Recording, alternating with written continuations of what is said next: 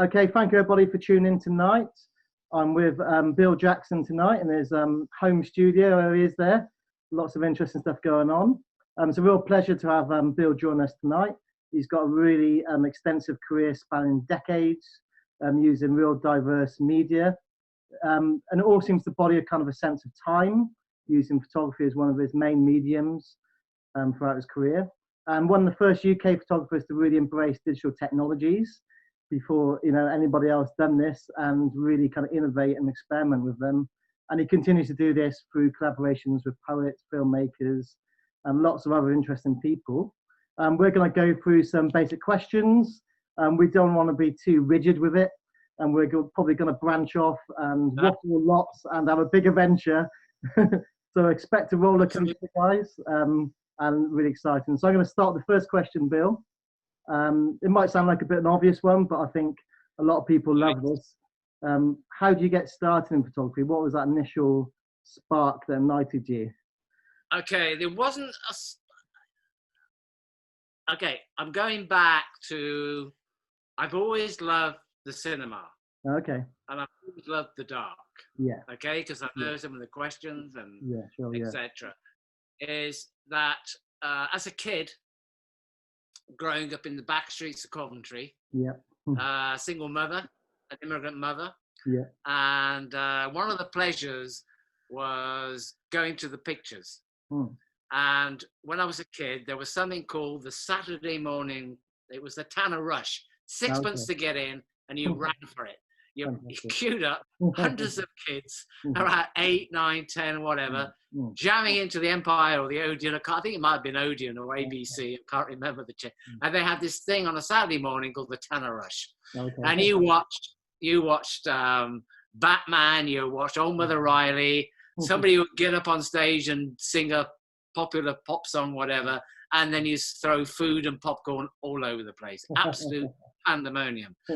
And by then, my mother had got remarried. I didn't know my father, and got remarried to a chap who was an electronic engineer, and so was my mum in the early part of her life. Hence, a lot of technology in my work and use of. Because it's in hindsight where you think, okay, where did that come from? And you find out when you're by the age of 10, I could strip a TV down with a soldering iron. So you think to yourself, well, maybe that's why I've got an interest in sort of technology. And it was a local butcher that my father used to come round about once every couple of months. He'd bring his Super 8 projector. He obviously had the financial wherewithal, because you're talking the 1950s, 1960s. Oh, wow, yeah. And he would travel. And he would make these little 5-10 minute travel logs with sound. Wow. And they were absolutely magical. They weren't your normal holiday images. And he literally gave me back a Super 8 projector. It might have been quite privileged. Because I love projecting in the dark. I love the dark. I love the imagination. I'm never afraid of the dark. To me, it's like a warm overcoat that you put on. I love it. And I started, there's a local shop, this is way before video hire shops called, they were Super 8 Standard 8 hire shops. And for a sixpence or a shilling, you could do a 1, 2, 4, 6, 8 reeler. I'd come back home. I couldn't do it very often because we didn't have the money to do it, but I'd then rig up my bedroom and I could project these silent movies because I didn't have any sound. It was just so I'd have Lon Chaney as the Hunchback of Notre Dame, or I would have early Charlie Chaplin, whatever. And it was that magical thing. Sure, absolutely. And this thing with time, because it was until I got to art school and I came across Goddard, and then the famous quote, reality is 24 frames a second. And that stuck me for the rest of my life. And it's there in what I do, in maybe a subversive way. So I wasn't interested in photography because I had no experience of it. My mum had a little Kodak Instamatic. We went on holiday, and I've still got some slides. So that was my only, and I used to hate it, because we had to be put on the beach, and my mum liked to get photographed on the beach with a monkey on our back or holding a beach ball, whatever it was. And so I had no interest in photography. In fact, when I got to art school, I did a module in it I couldn't really do it, and I hated it. By which time my brother decided at the age of 15 that he had enough of school. He ran away from home, went to Skegness, went to Butlins in Skegness, and he ended up becoming a photographer, a beach photographer, whatever, for Skegness. Wow, okay. Yeah, and he didn't last. It started about 6 months. He ended up he became very successful in advertising. And he asked me one day. He said, "I've got to do this wedding, but I don't really want to do it because I've got another one. Yeah. This is a really good one because it's a West Indian wedding. Oh, okay. And they'll have a lot of ganja." I was about 16 at the time. I hated it. I hated the whole concept of taking photographs because I just didn't know one end of a camera to another, and having to talk to people, persuade them, having scary stuff. So I decided, well, photography. By which time I wanted to be a film director. I wanted to be involved. Yeah. And when I was on foundation, I spent a lot of time with audiovisual, tape slide, drawing on film, Super 8 cameras, and I enjoyed all of that. Yeah. But as my tutor said, there's no career. Sure. You got to remember, this is like 1972. Oh, okay. There are no degrees in photography, filmmaking. There's nothing. It doesn't exist. There's service things for art schools. Yeah. I decided to do graphics at Coventry because they, before I actually started the course, owned the media department, which meant film, photography, everything. Fantastic. I started in 1973 and it had been transferred to the fine art department and I was not allowed access because I was a graphic designer. Oh no, how annoying. I had no idea what graphic design was or whatever, but I thought if I do this, I can access it. Sure. So the circumstances of how we get to where we are, I come from a different period to now. It's like a proliferation. You can do a degree, you can do a master's, you can do a doctorate, whatever, in anything. That wasn't the case. Postgrad, when I was at art school, I think there were 3 postgrad courses. That's to do MA. As for PhD, whatever, it virtually didn't exist. Sure. There wasn't the art school industry as there is now. And that, of course, has created certain problems and certain perspectives in the current state of affairs in contemporary photography, whatever we'll come to later. But, I came from that period of that we didn't know what we were doing. No. I didn't know what we were doing. But I had a girlfriend who had done her foundation at Derby and Trent. Oh, okay. When I was in my first year, I couldn't print. I mean, I could not print, but I thought I could. But my only experience of seeing a photographic print was in a newspaper. Oh, really? Okay. It was grey. It was grainy. And I thought, my photographs are as good as what goes into a newspaper, having no concept of how a newspaper is produced or whatever. And so she took me off to Derby. And that's when I first met John Blakemore. I met Thomas Joshua Cooper, and all the greats, Gary. Because Derby at that time was the center of the whole universe when it came to fine art photography. All those people, it came from Derby and Trent. It was a split course. It wasn't a degree course. And I wanted to go. I was on a degree, honors degree in graphic design. I thought, I'd been in the course for like 6 months. I said, this is where I want to be. I just loved, the students' work was phenomenal. Fantastic. And I couldn't go because I remember those days you got paid to go to art school. Oh, okay. I got paid to go to art school. Now if I went now, I own 50 grand before I even left the first year. But I got paid to go there with the grant. It wasn't very much, but I got paid. It didn't cost me anything. Yeah, absolutely. And I wanted to transfer and go to Derby, and I wanted because what I saw there was really exciting. And I couldn't do it because I would lose my grant. I couldn't afford it. My father was very ill, no income, so it was just not on. So I stuck with it for 3 years doing graphic design, but manipulated my situation so I could do what I wanted to do. Within the course. And when I left, I got into more photography than filmmaking Okay. Because you can't finance filmmaking. No, It's all about finance. Yeah. But with photography, even on a little bit, there used to be a guy when I went. There's a guy who was a brilliant.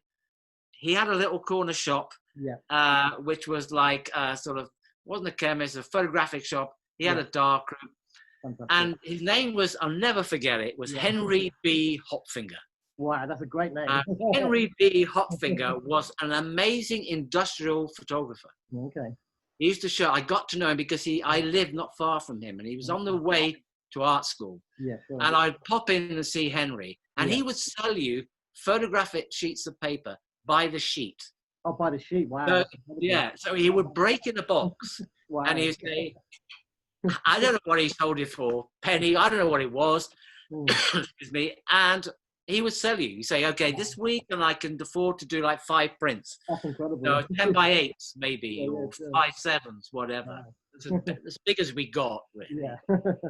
And Henry B. Hopfinger, you could talk to him. He did his own chemicals. He showed me his work. Phenomenal. He could light a church. Yeah. He was what? He must have been in his 60s. Oh, okay. So he'd have gone through those early days. Sure, like.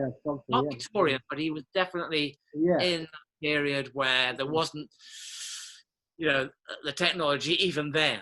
Absolutely, so he could light a whole church, and he would paint it with light. Wow. So he would photograph a church, and it was an old Victorian thing where the painting with light came from.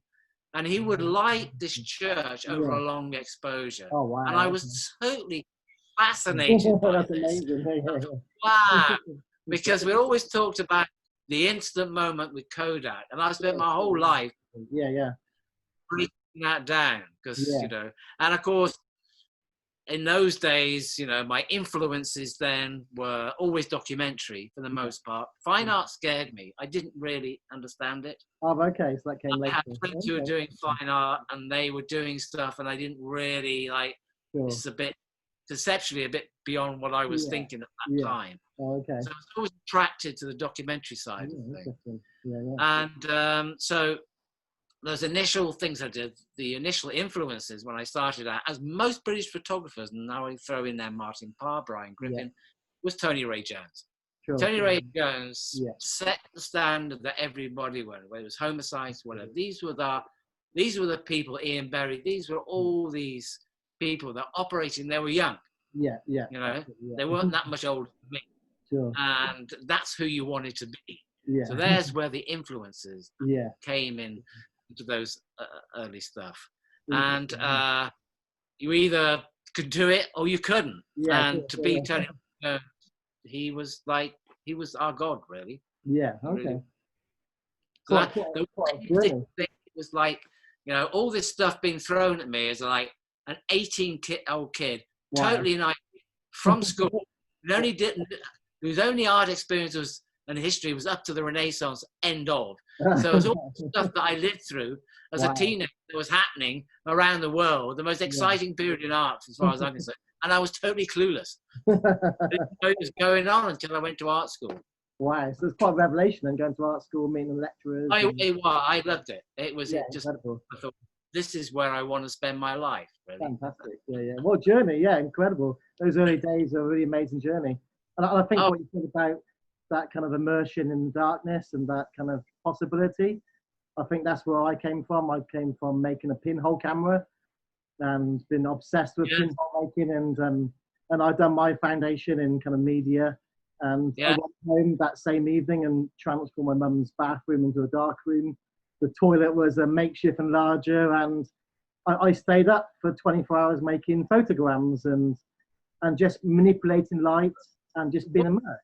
Yeah, the thing that grabbed me about the darkroom and everything, I went on this module, and we went out, and we had 3 days of lectures. There was a guy who, in those days, there was a lot of ex-RAF people who used to do recon work with aerial photography or whatever. Oh, okay. And we had a guy called, he's long gone dead now. Yeah. I had a soft spot for him, but he was peculiar. His name was Ron Lewis. Okay. And he had a pipe. He had a tweed jacket with leather patches and a pipe. In those days, people smoked in dark rooms and everything. Health and safety just And he'd put his finger in the chemical and said, yeah, that's fixer. Oh yeah, that's a bit of selenium, whatever.